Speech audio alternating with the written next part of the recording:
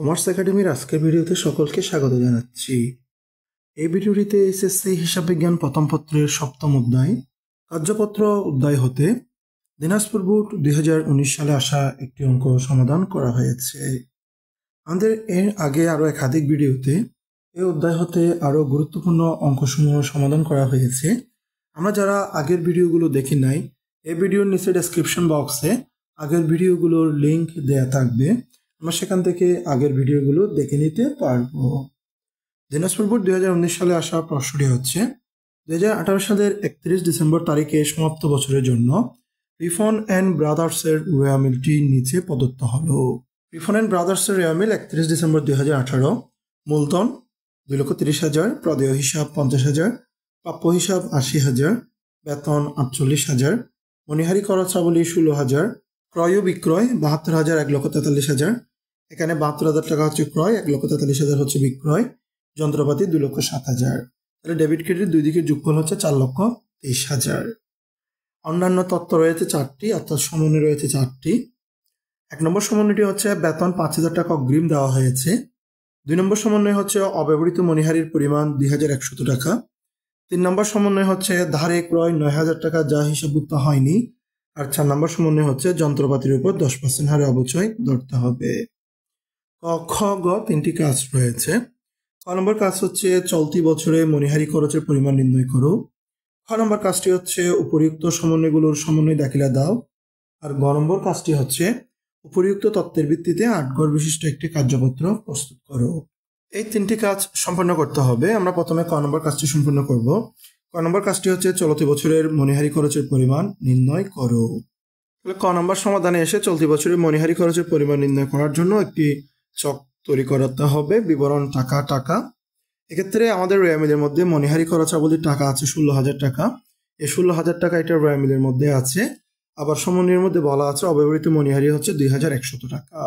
তাহলে 16,000 টাকা থেকে 2,100 টাকা বাদ দিলে চলতি বছরের মণিহারি খরচের পরিমাণ বের হয়ে আসবে 13,900 টাকা। এরপরে খ নম্বর কাজটি ছিল সমন্বয় জাবেদা প্রস্তুত করা। এখানে যে 4টি সমন্বয় রয়েছে, এই 4টি সমন্বয়ের সমন্বয় জাবেদাগুলো প্রস্তুত করতে হবে। সমন্বয় জাবেদার কাজটি সম্পন্ন করার জন্য একটি জাবেদার চক প্রস্তুত করতে হবে। উপরে শিরোনাম হবে রিফন অ্যান্ড ব্রাদার্স সমন্বয় জাবেদা। এই সমন্বয় জাবেদাগুলো হবে হিসাব বছরের শেষ দিন, অর্থাৎ ডিসেম্বরের 31 তারিখ। 1 নম্বর সমন্বয়টি হচ্ছে অগ্রিম বেতন 5,000 টাকা। এক্ষেত্রে জাবেদা হবে অগ্রিম বেতন হিসাব ডেবিট, বেতন হিসাব ক্রেডিট, টাকার পরিমাণ হবে 5,000 টাকা। ব্যাখ্যা হচ্ছে অগ্রিম বেতন সমন্বয় করা হলো। আর 2 নম্বর সমন্বয়টি ছিল অব্যবহৃত মণিহারি পরিমাণ 2,100 টাকা। এক্ষেত্রে 2 নম্বর সমন্বয়ের জন্য জাবেদা দাখিলা হবে অব্যবহৃত মণিহারি হিসাব ডেবিট, মণিহারি খরচাবলী হিসাব ক্রেডিট, টাকার পরিমাণ হচ্ছে 2,100 টাকা। ব্যাখ্যা হচ্ছে অব্যবহৃত মণিহারি সমন্বয় করা হলো। আর 3 নম্বর সমন্বয়টি ছিল ধারে ক্রয় 9,000 টাকা যা হিসাবভুক্ত হয়নি। এক্ষেত্রে ধারে ক্রয় হিসাবভুক্ত করতে হবে। ধারে ক্রয় হিসাবভুক্ত করার জন্য সমন্বয় জাবেদা হবে ক্রয় হিসাব ডেবিট, প্রদেয় হিসাব ক্রেডিট, অর্থাৎ ক্রয়ের জন্য যে স্বাভাবিক জাবেদা প্রদান করা হয় সেটি দিতে হবে। টাকার পরিমাণ হচ্ছে 9,000 টাকা। ব্যাখ্যা হচ্ছে ধারে ক্রয় হিসাবভুক্ত করা হলো। আর 4 নম্বর সমন্বয়টি ছিল আসবাবপত্রের উপর 10% অবচয় ধার্য করা। সমন্বয় জাবেদাটি হবে অবচয় খরচ হিসাব ডেবিট, পুঞ্জীভূত অবচয় হিসাব ক্রেডিট, যন্ত্রপাতি। প্রশ্নে যে রেওয়া মিলটি ছিল সেখানে যন্ত্রপাতির পরিমাণ ছিল 2,07,000 টাকা। সেটার উপর যদি 10% অবচয় ধার্য করি, অবচয়ের টাকা হবে 20,700 টাকা। তাহলে 4র্থ নম্বর জাবেদার টাকা হবে 20,700 টাকা। ব্যাখ্যা হচ্ছে অবচয় খরচ হিসাবভুক্ত করা হলো। এবার গ নম্বর কাজটি সম্পন্ন করব। গ নম্বর কাজটি হচ্ছে 8 গড় বিশিষ্ট একটি কার্যপত্র তৈরি করা। এবার গ নম্বরের রিফন অ্যান্ড ব্রাদার্স কার্যপত্র 8 কলাম বিশিষ্ট 2018 সালের 31 ডিসেম্বর তারিখে সমাপ্ত বছরের জন্য। তাহলে 8 কলাম বিশিষ্ট কার্যপত্র করতে গেলে আমাদের গড়ের চকটি হবে প্রথমে ক্রমিক নম্বর, এরপরে হবে হিসাব শিরোনাম, এরপরে হচ্ছে রেওয়া মিল, তার অধীনে ডেবিট ক্রেডিট, এরপরে হচ্ছে সমন্বয়, তার অধীনে ডেবিট ক্রেডিট, এরপরে হচ্ছে আয় বিবরণী ডেবিট ক্রেডিট, এরপরে হচ্ছে আর্থিক অবস্থা বিবরণী, সেটার অধীনে ডেবিট ক্রেডিট। যখন 10 কলাম বিশিষ্ট কার্যপত্র করতে বলা হবে তখন সমন্বয়ের পাশে আরেকটি গড় হবে, সেটি হবে সমন্বিত রেওয়া মিল। 8 কলাম বিশিষ্ট করতে বললে সমন্বিত রেওয়া মিলের গড়টা বাদ যাবে। কার্যপত্র সম্পন্ন করার জন্য প্রথম যে কাজটি করতে হবে সেটি হচ্ছে প্রশ্নের যে রেওয়া মিলটি রয়েছে ক্রমিক নম্বরের অধীনে ক্রমিক নম্বরগুলো লিখে রেওয়া মিলটি আগে তুলে ফেলতে হবে। হিসাব শিরোনামের ঘরে হিসাবের শিরোনামগুলো লিখতে হবে, টাকাগুলো রেওয়া মিলের ডেবিট ক্রেডিট যে পাশে আছে সে পাশেই লিখতে হবে। তাহলে প্রথমে হচ্ছে মূলধন 2,30,000 টাকা ক্রেডিট পাশে ছিল, প্রদেয় হিসাব 50,000 টাকা ক্রেডিট পাশে ছিল, প্রাপ্য হিসাব ৮০,০০০ টাকা ডেবিট পাশে, বেতন ৪৮,০০০ টাকা ডেবিট পাশে, মণিহারি খরচাবলী ১৬,০০০ টাকা ডেবিট পাশে, ক্রয় ৭২,০০০ টাকা ডেবিট, বিক্রয় ১,৪৩,০০০ টাকা ক্রেডিট। এরপরে যন্ত্রপাতি ২,০৭,০০০ টাকা ডেবিট। তাহলে ডেবিট ক্রেডিট পাশে রেয়াবেলগুলো তুলে ফেলার পর তার পরবর্তী কাজ হচ্ছে যে 4টি সমন্বয় আছে সেই 4টি সমন্বয় জমাদার হিসাবগুলো ডেবিট ক্রেডিট পাশে তোলা। তাহলে প্রথম সমন্বয়টি ছিল অগ্রিম বেতন হিসাব ডেবিট, বেতন হিসাব ক্রেডিট। এক্ষেত্রে রেয়াবেলের মধ্যে যে হিসাবগুলো আছে সেখানে অগ্রিম বেতন হিসাবের হিসাবটি নাই, তাই 9 নম্বর ক্রমিকে এসে অগ্রিম বেতনের জন্য হিসাব দেওয়া হলো। অগ্রিম বেতন বরাবর ডেবিট পাশে 5,000 টাকা, উপরে 4 নম্বরে বেতন হিসাব আছে সেটি বরাবর ক্রেডিট পাশে বসবে 5,000 টাকা সমন্বয়ের ক্রেডিট পাশে। এরপরে 2 নম্বর সমন্বয়ে জমাদার ছিল অব্যবহৃত মণিহারি হিসাব ডেবিট, মণিহারি খরচ হিসাব ক্রেডিট। তাহলে অব্যবহৃত মণিহারি হিসাব না থাকায় 10 নম্বরে এসে অব্যবহৃত মণিহারির জন্য একটি ঘর নেওয়া হয়েছে, সেটি বরাবর ডেবিট পাশে 2,100 টাকা। পরে 5 নম্বরে মণিহারি খরচাবলী আছে সেটি বরাবর ক্রেডিট পাশে 2,100 টাকা। এরপরে তৃতীয় সমন্বয়টি ছিল ক্রয় হিসাব ডেবিট, প্রদেয় হিসাব ক্রেডিট, অর্থাৎ অলিখিত ক্রয়ের জন্য। তার জন্য ক্রয় হিসাব বরাবর ডেবিট পাশে 9,000 টাকা এবং প্রদেয় হিসাবের হিসাবটিও আছে সেটি বরাবর ক্রেডিট পাশে 9,000 টাকা। নতুন করে কোনো হিসাব নিতে হবে না।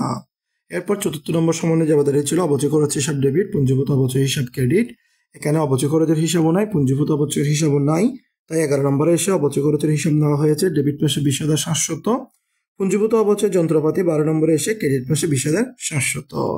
তাহলে সমন্বয়ের কাজগুলো হয়ে গেলে এবার আয় বিবরণী এবং আর্থিক অবস্থার বিবরণী 2 ঘরের কাজ একসাথে সম্পন্ন করা হবে। যেগুলো আয়ের হিসাবগুলো রয়েছে সেগুলো আয় বিবরণীর ক্রেডিট পাশে, ব্যয়গুলো আয় বিবরণীর ডেবিট পাশে। সম্পদগুলো বসবে আর্থিক অবস্থার বিবরণীর ডেবিটে, দায় এবং মালিকানা সত্ত্বের আইটেমগুলো বসবে আর্থিক অবস্থার বিবরণীর ক্রেডিটে। প্রথমে হচ্ছে মূলধন, রেয়ামিলের ক্রেডিট পাশে 2,30,000 টাকা আছে, এটি মালিকানা সত্ত্ব বিবরণী, আর্থিক অবস্থা বিবরণী ক্রেডিটে 2,30,000।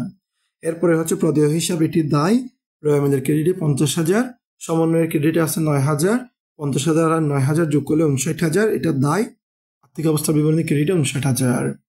এরপরে প্রাপ্য হিসাব, রেয়ামিলের ডেবিটে 80,000, সমন্বয় নাই, এটি সম্পদ, আর্থিক অবস্থার বিবরণী ডেবিটে 80,000।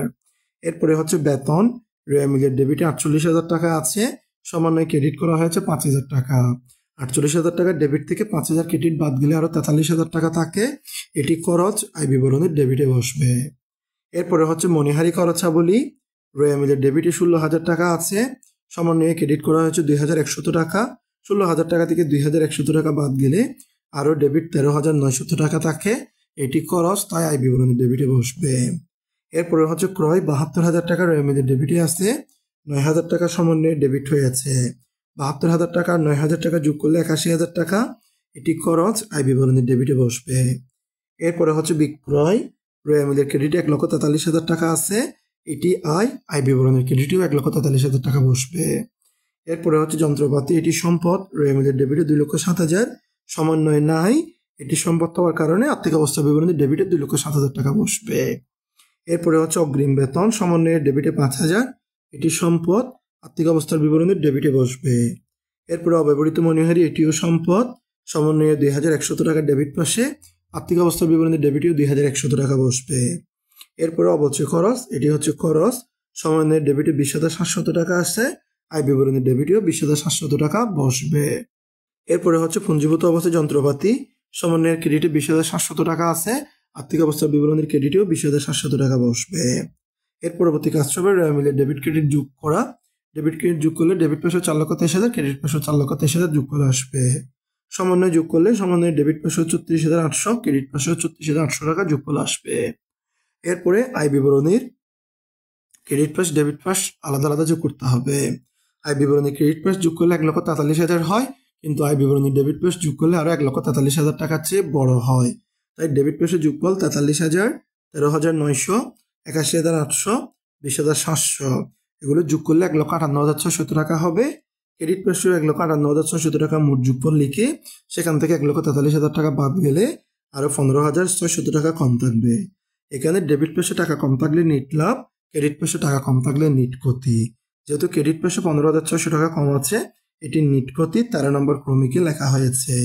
যেটা 15,600 টাকা আয় বিবরণীতে নিট ক্ষতি বের হয়েছে, সেটা আবার আর্থিক বিবরণীর ডেবিট পাশে চলে যাবে। তাহলে আর্থিক অবস্থার বিবরণীর ডেবিট পাশ যোগ করলে 3,09,700, ক্রেডিট পাশ যোগ করলেও 3,09,700।